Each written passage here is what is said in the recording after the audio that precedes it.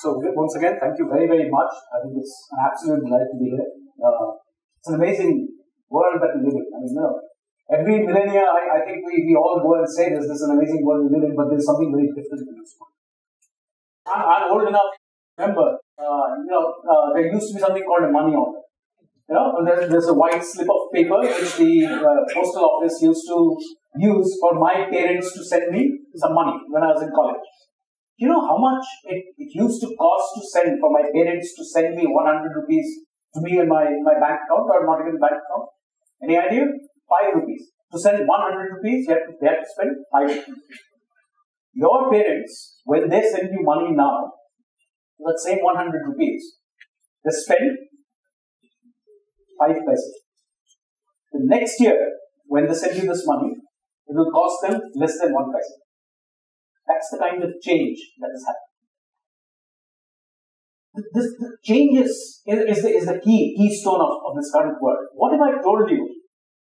You've all heard of bitcoins, right? Bitcoins, right?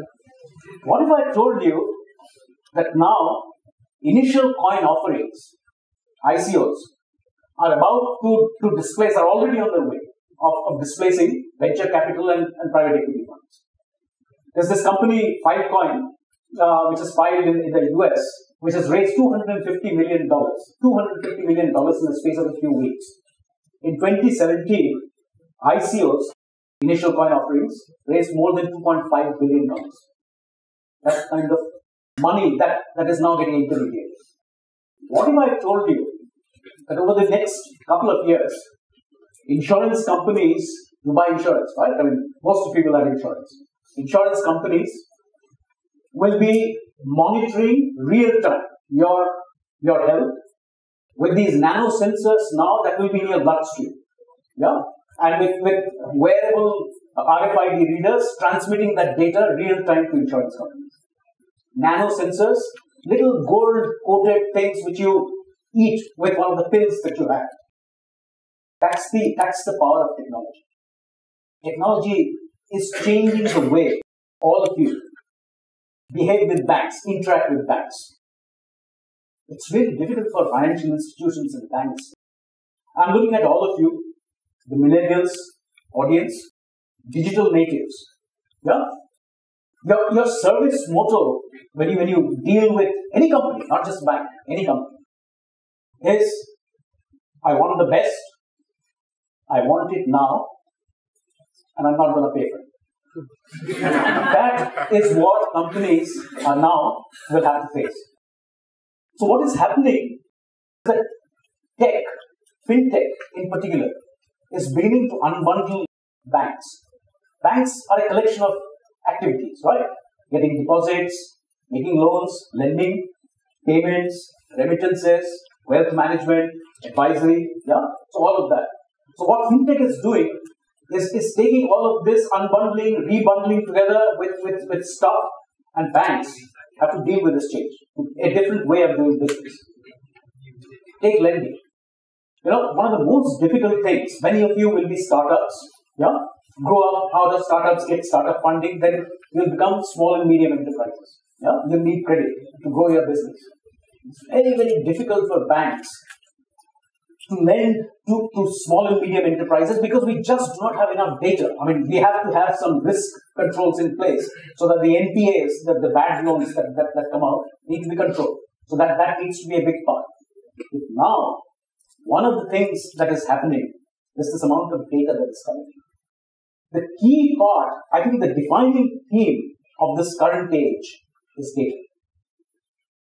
This research firm, IDFC, came out with this report that by 2025, and you are the technologists, by 2025, per year, about 225 zettabytes of data will be generated every year. A zettabyte is 1 trillion gigabytes. Yeah? 1 trillion. That's 1 followed by 12 zeros. Every year, that's the kind of data that will happen. The key thing that will happen, there are two things in this digital age that characterize the way that companies, that you guys, when you are entrepreneurs, will be interacting with banks will have to operate. The first part is customization. Customization. It's when we as a bank serve you, it will be a customer of one. In my phone, there is an Axis mobile app. With GPS, it knows where you are. It knows which film you've got tickets from. You know which locality you are in. It knows with the spends on your credit cards. It knows what your preferences for eating is. I mean, it is now targeting you, each one of you individually, and data now enables financial institutions, companies, banks to serve each one of you. Coming back to the example of lending, with the amount of data that now companies are generating, SMEs have begun to have track records. Many SMEs now operate within the marketplaces, the so-called the Flipkarts, the Amazons. They buy, they sell, their bills, receivables, discounting. Yeah. So now that data is starting to become available. Governments, the Reserve Bank of India is beginning to put in place public credit registries where all the data, the payment, the histories of payment, of credit cards, of telephone companies, all of this is available. And guess what? Data analytics now, computing. You are the guys who are experts at artificial intelligence. You can predict behavior. Yeah? So now banks can begin to target these customers which have dire need for credit and which is the next growth engine for India. Yes, it is. Together with lending, there are other things that are changing. The entire economic activity, it's not just lending. We used to be in a world which was a physical world, deeply physical world. It used to be characterized by what we economists call diminishing returns to scale. Every little bit of additional effort that you put in yielded you smaller and smaller returns. It was really, really difficult to go through it. Things are changing. We are beginning to move into an information age where everything is networked. Networks mean your activity increases exponentially with the number of nodes that you add in your network, which is the basic business model for an Amazon or Netflix or whatever you care to call it. Increasing returns to scale. The bigger the networks that you build, greater the economic activity that you generate within the network. What's the primary network that immediately strikes your mind? The biggest network that you can think of? Facebook, social media, right? All of that. So it's a different way of doing business now. So what is needed now is you need to build up scale. Profits, revenues are not that important in this current world as a scale. Scale defines whether you fail or whether you succeed. Competition has become intense. Banks, we as economists, used to worry about which other bank is doing what product and so on. No longer. You don't know where competition is going to come from. China, where one of these things started, Alibaba, retailer, has built up a massive financial institution, Alipay. Yeah? Tencent, Baidu, Alipay, all of these guys are beginning to give these huge, massive Chinese banks, ICBCs, ABC, etc., a big run for the money. You don't know where your competitor is going to come from. Competition is absolutely intense.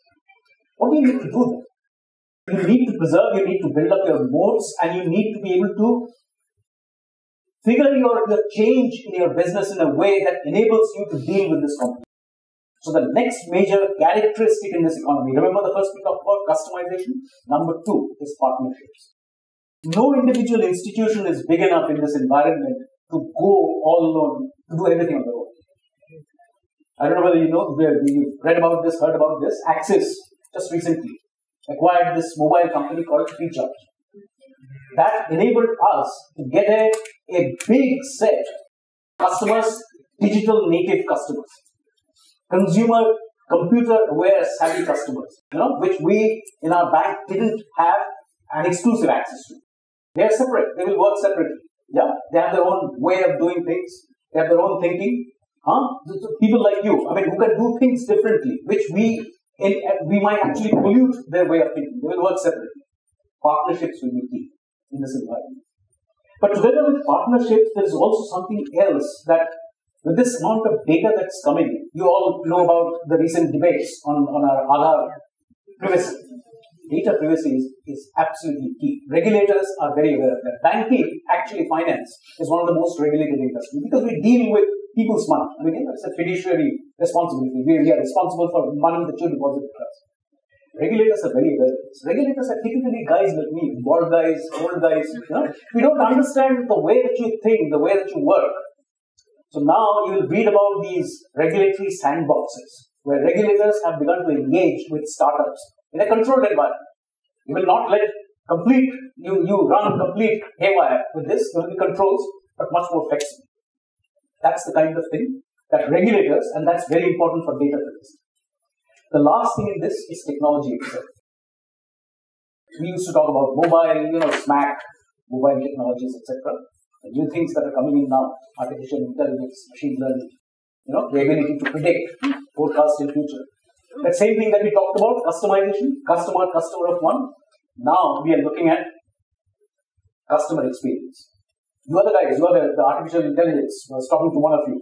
How do you predict what a customer wants and deliver an experience that keeps that customer with you? That a young competitor will not be able to come in and pull out of you. Customer experience. And while talking of technology, you have to talk about bitcoins. Not that I know of bitcoins. I doubt anybody knows what's happening in the Bitcoin world.